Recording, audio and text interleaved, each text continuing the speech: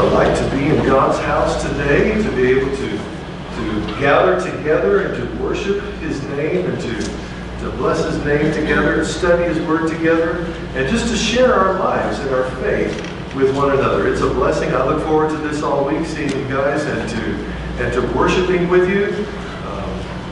It's a beautiful and sweet time of the day when I can pray and I can read the Word and spend time alone, but it's also a great time when we can do that together.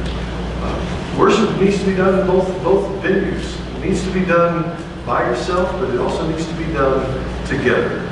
I remember one of the Psalms that says, "I will bless the Lord at all times. His praise will be continually in my mouth." And right after that it says, "Come, bless the Lord with me. Let us exalt His name together." So individual and put together. I just want to let you know how much I enjoy these things together. We're going to kind of turn to the page here as we're approaching a new kind of season. We've got Mother's Day coming up in a couple of weeks, and then right around the corner from that, Father's Day. And there's a thing that we do here in between Mother's Day and Father's Day, and we would encourage everybody to get involved with this. I challenge you to read the Bible every day for 40 days. You know, if you do something for 40 days in a row, it's going to change your life. It's going to create a new habit within you.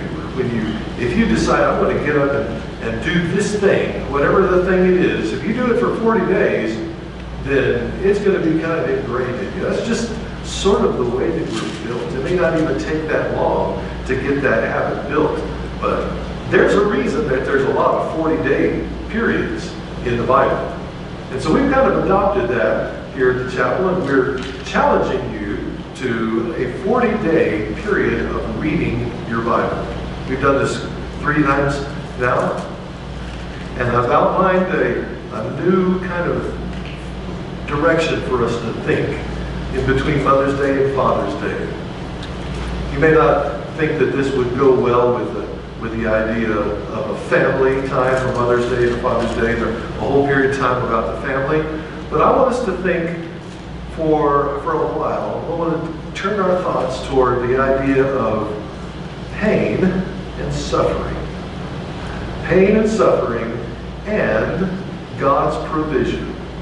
And so in the Bible readings that we're looking for together, if we all read it together, we're going to see how the Lord can speak to us about His provision and in the light of pain and suffering and things that are universal to all humans. And so we want to seek the Lord for these questions and all questions. And so that's our challenge this year. Of course, I make a little video every day to kind of keep us on track. And I'll be outlining those things. It's going to be rolling out in a couple of weeks. Like I said, we want to start it right after Mother's Day, finish it up before Father's Day, and then we usually have a celebration meal where we talk about it, the things that we've learned, and how much we've been impacted by them. So to that end, I want to think about another story in the Bible that we're going to turn to for a few weeks here. And that's the story of a guy that experienced pain and suffering, but also the providence of God. So we want to think about how God is providing and God is moving and active and shaking through all these events, and remind ourselves that throughout the Bible, these may be stories of other people. These may be letters to other churches. These may be songs that come from different people's inner experiences. But really, the entire book is about God.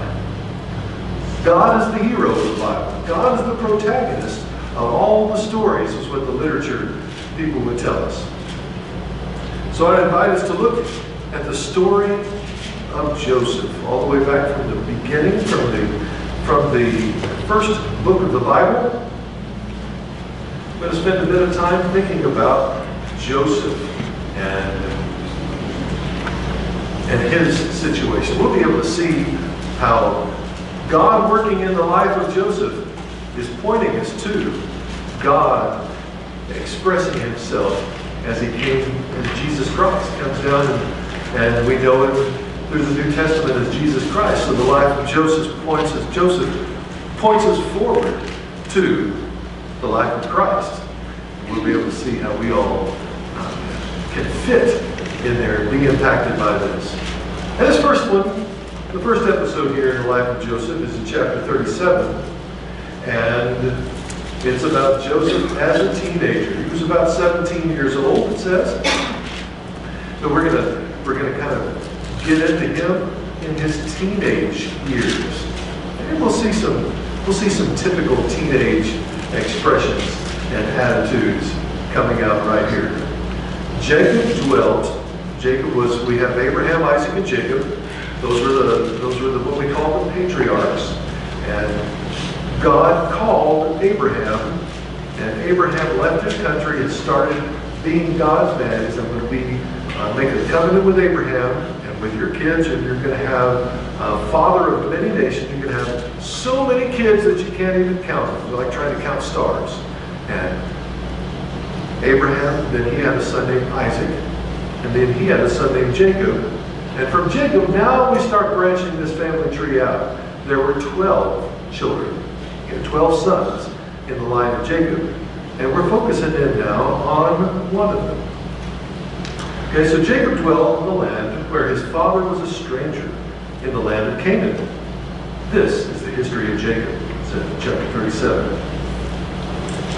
Joseph, being 17 years old, was feeding the flock with his brothers. And the lad was with the sons of Bilhah and the sons of Zilpah, his father's wives. Okay. So here is kind of the setting of our story here. Abraham, Isaac, and Jacob. Abraham had other children, but the story focuses through Isaac because he's the one that is promised. He's the covenant son. Isaac had a couple kids. One of them didn't care for being God's people. That's Esau, and he went off to his own thing. And the story continues through Jacob. Jacob fell in love with a woman, and he worked for her. He didn't have any money to pay a bride price, so he had to indenture himself for service for 7 years. Got tricked, and ended up having to work another 7 years. And then ended up through all of this, and then another 7 years or 6 years for to start his own ranch with animals. So he ended up in service for this guy for 20 years, his father-in-law named Laban. And in the meantime, he had 2 wives. And then in the pattern of those days where you needed children to perpetuate the family business and the farm, and all, you would sometimes have an extra wife so that they could have more kids for the farm, for running things. He ended up with 2 main wives, and then their servants were also elevated to stature as wives. So he ended up with 4 wives and 12 sons and a daughter. So he ends up with quite a large family here that are running things. And there was one of them that is kind of going to stick out, and that's Joseph. So this is what's going on here. Joseph, however, was the oldest son born to his favorite wife, the one he first fell in love with, the one who he worked 7 years and then an extra 7 years to achieve and to pay for. So that was Rachel, and he loved her the most. And so when she finally, after all those years, when she had a son, that was the one that he was the most impressed with. most favorite wife, because that was his favorite wife, and then her son became his favorite son. He was on the younger side, though. There were 10 sons born before him, so he was number 11. And here is the situation. He's about 17 years old, and they're feeding the flock. He was out feeding the flock, and Dad sends him to go check on some of the other brothers that are going out there. That's the Bilhah and Zilpah. He was out there with them. That's 4 other guys: Gad, Asher, Dan, and Naphtali. They're out in one area, and he's with them. And here we see one of the problems, one of the reasons for pain and suffering in the world. Sometimes the situations that cause us pain and suffering and hardship, sometimes those situations are just consequences of stuff that we bring on ourselves. Okay? Some things should not be said. Some things you should just not say them. Have you heard that expression? If you can't say something nice, then just don't say anything. There's sometimes where you just shouldn't say anything. And what happened here is the teenager, 17 years old, is going home to Dad, and it says he brought a bad report of them to his father. So these 4 guys were misbehaving in some way. We don't know how. Don't know what they were doing. But the young teenager thinks it's the good thing to do to go and tattle on them to Dad. Okay. Well, some of the things that we get into, some of the problems we experience, because something shouldn't be said. Some things should not be said. Some other things that we see should not be done. We'll see how some things that you shouldn't do can develop consequences that lead to pain and suffering. And so some of the issues that we get into, we can kind of trace them back to, well, I shouldn't have done this. This is just the working out, the natural effects of these actions that I put into play all those years ago. Some things shouldn't be said. Some other things shouldn't be done. What shouldn't be done here is the parental favoritism. Okay, look at verse 3. Israel, that's another name for Jacob, by the way. So it says Jacob in verse 1. It says Israel in verse 3. That's the same guy. Okay, his parents named him Jacob, and he had an experience where God renamed him Israel. Okay, so those are just 2 names of the same guy. He loved Joseph more than all of his children because he was the son of his old age. Well, not only of his old age, but he was the son of his favorite of the 4 wives. So Leah, we don't know what was going on with her, how they described her, is that she had weak eyes, but she was the one that was not favored, and yet she was, by all accounts, a good wife. She gave him 6 sons. And then the 2 servant girls, we don't know hardly anything about them, but they each gave Jacob 2 sons. And so his favorite wife gets the favorite status. Okay, Joseph here is given a coat. He gave him a tunic, a coat of many colors. Right? So when he did that not only says that he's the favorite, he's going to wear this coat around.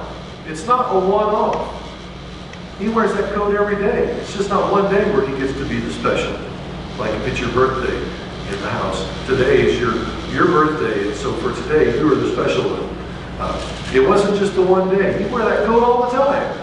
And so everybody always knew he's the favorite. Every day when he gets up and puts on that coat with all those different colors, yeah, Joseph is the favorite. But it's also kind of like he's being groomed for clan leadership. Like he's the special one. Like he is the one that is being cared and brought up to eventually take over.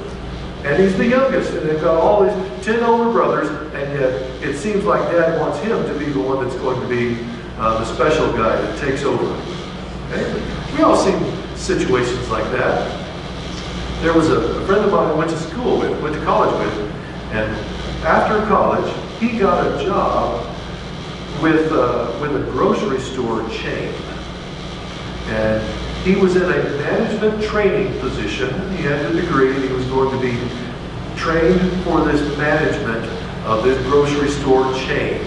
Now, so he had to learn everything about grocery stores to eventually work his way up into the management. So here he was, with his degree, stocking shelves, mopping floors, bagging groceries, carrying them out to cars. He knew, so he was learning every little thing about that, and he was working hard at it.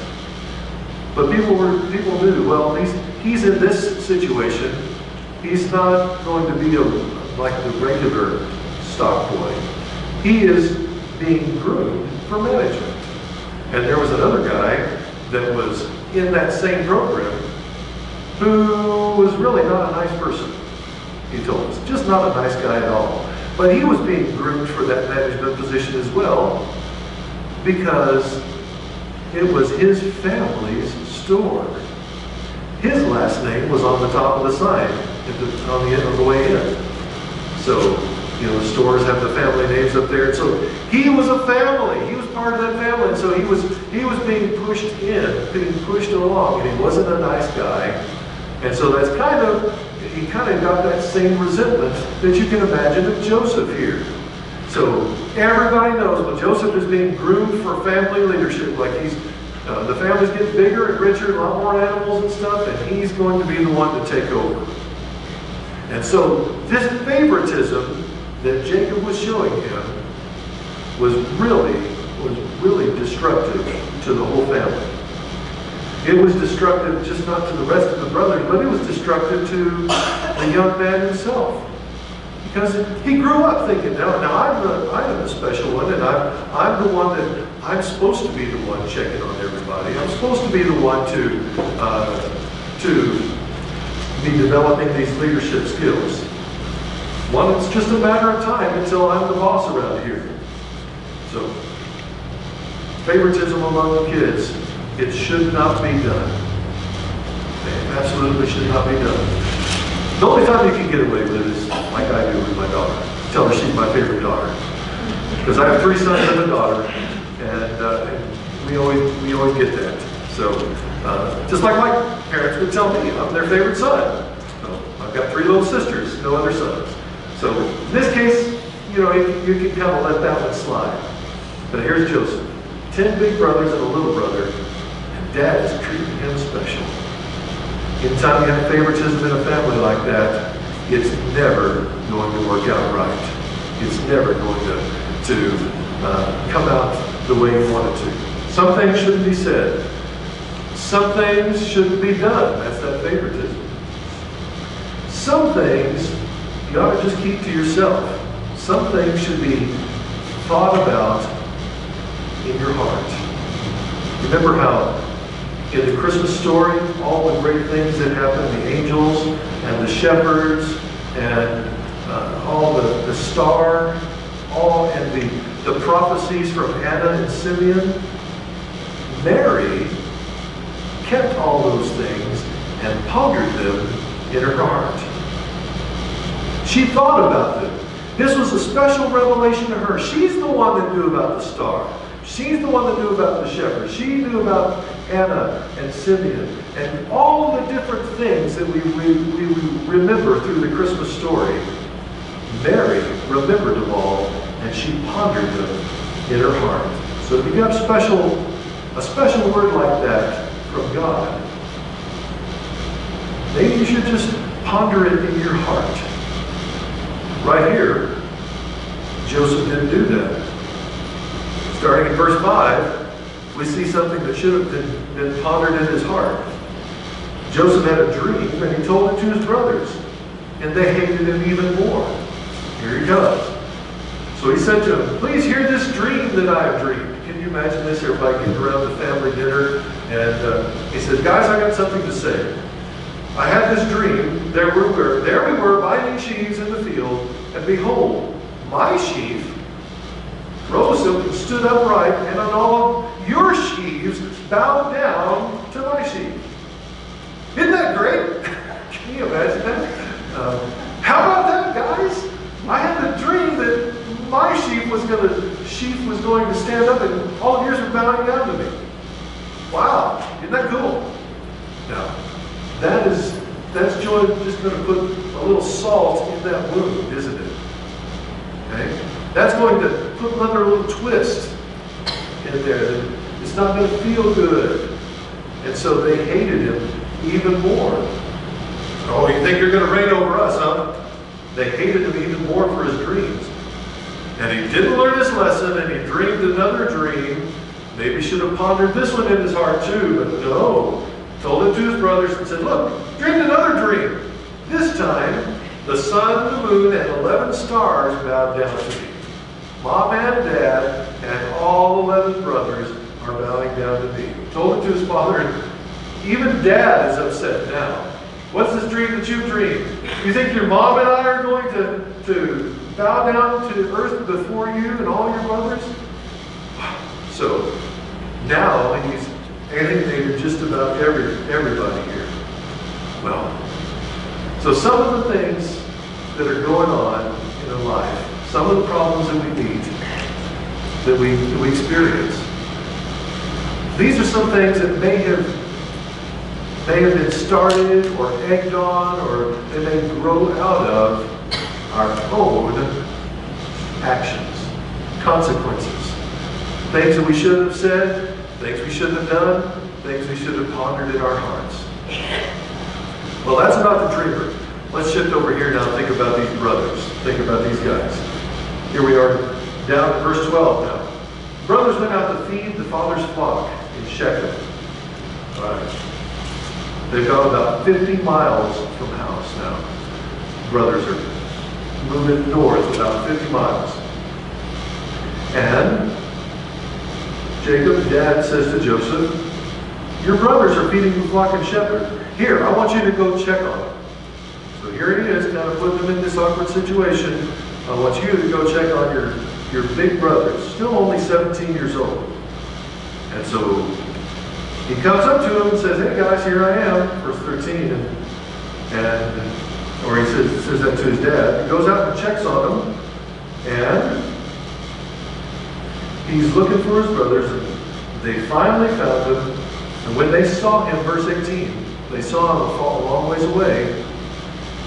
Remember, all of these things are just been welling them up inside of them, thinking about them, and so here's their plan. Let's kill him. They said to one another, verse 19, look, this dreamer is coming. Let's kill him and cast him into the pit. So they had decided, let's kill him. I just don't want to hear it from this guy ever again. He's going to come in, he's going to try to boss us, and I don't know who he thinks he is. We're going to be bowing down to him. I don't want to hear it anymore. And they all together decided, let's kill him. And they figured it out. They plotted this perfect murder here. Of course, they didn't have all the DNA testing stuff that we do now. But they planned it out. We'll throw him into a pit, and we'll kill him and throw him into a pit. And that'll be it. Nobody will ever know. And at this point, Reuben, verse 21, jumps in. Now, who's Reuben? We're going to figure him out.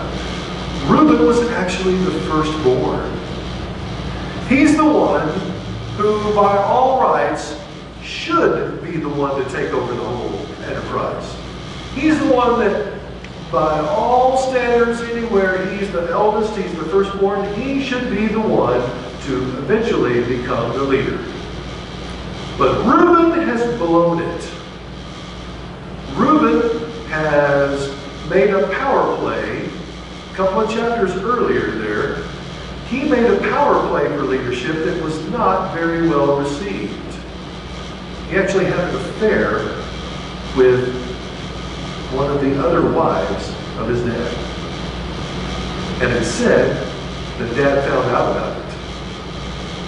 Not only that, but since it's written in this book, everybody found out about it. They all knew. What this was a power play to assert himself as the leader of the clan. I'm taking over. That's what he said. I'm taking over. So this was his attempt to try to take over, to push the old man out and take over Godfather style of the whole family operation. Dad found out, everybody else found out, and they didn't do anything about it. So Reuben was kind of on the outs with all the rest of the family, and he's trying to work himself back in. He's trying to raise his stock price, so to speak. And he decides, no, we need to save it. We can't go through with this plan. So he comes in and he talks him down. Let's not kill him, he says. Don't shed any blood. We will throw him into the pit, but we don't have to kill him. We'll just throw him into this pit. And he's thinking, later when they leave, I'll come back and save him. That's what he's thinking. Well, doesn't really work. Because Reuben, for his intention here, is still not going far enough. He wants to jump in and save the guy's life, but he stops short of where he should be. Reuben should have come up. If he wants to be the leader, if he wants to be the man of God, and he wants to take over this godly covenant family, he should have said, no, we're not doing it. Killing is wrong. You're not going to kill him. Leave him alone. He should have said that, but he didn't. He said, all right, come on, guys. No, we don't have to kill him. We'll just throw him into the pit. So, kind of a wimpy answer. Kind of a way to talk everybody down, but yet he knows he doesn't have that personal authority that he should anymore. And we see all the rest of the brothers. Look how evil these guys are. These guys, after this, it came to pass, they stripped him of his tunic, and they tore up the clothes, and they threw him into the pit, and look what they did in verse 25. These guys are so callous that they sat down and ate a meal. It's like they're congratulating themselves for all of their actions. That's how far their hatred had gone. They got talked down from killing him, but they're sitting there ready to eat a meal. This is evil hearts right here. They are just really displaying how ugly and mean that they are. So what they do, they sold him, and they faked his death. While they're sitting there eating, they look up and they see a caravan. Hey, we don't have to kill him. We can make some money on this deal. And they sell him as a slave going down to Egypt. And then they took the coat and they poured blood on it from one of the goats that they had killed so that they could bring it back to their dad and say, well, we don't know what happened to Joseph, but we found this. You think this is his coat? And they brought it. As if they didn't know. As if the entire world didn't know that this guy had a coat. It's a teenage-sized coat. It's full of colors. Whose else could it be? Of course it's his. Well, Dad is not going to be comforted in this. Just lost his favorite wife, and now he's lost his favorite son.